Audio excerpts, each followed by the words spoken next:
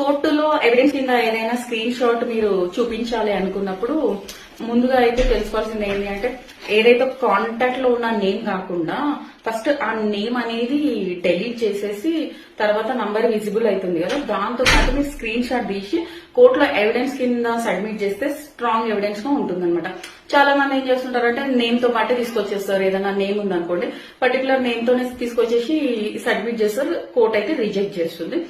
And ఇంకొకటి ఏంటంటే ఇది రియల్ గా జరిగిన కేసు అనమాట. ఫ్యామిలీ కేసులో ఎవరైతే హస్బెండ్ స్క్రీన్ షాట్స్ తీసుకొచ్చాడనమాట, ఏదైతే మొత్తం చాటింగ్ ఉన్న స్క్రీన్ షాట్ తీసుకొచ్చినప్పుడు దాంట్లో ఏం జరిగిందంటే నంబర్ నేమ్ ఉంటది కదా, నేమ్ దగ్గర ఫేక్ గా ఏదో నంబర్ క్రియేట్ చేసేసి ఇది చాటింగ్ అని చెప్పేసి సబ్మిట్ చేయడం జరిగింది.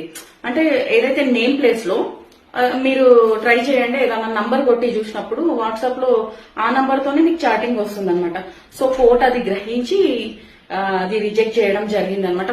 కోర్ట్ అయితే ఐడెంటిఫై చేస్తుంది అట్లా ఫేక్ గా కాంటాక్ట్స్ నేమ్ దగ్గర కూడా కాంటాక్ట్ రీప్లేస్ చేసి ఏదన్నా నంబర్ రీప్లేస్ చేసి కూడా స్క్రీన్ షాట్స్ కొట్టి సబ్మిట్ చేశారు.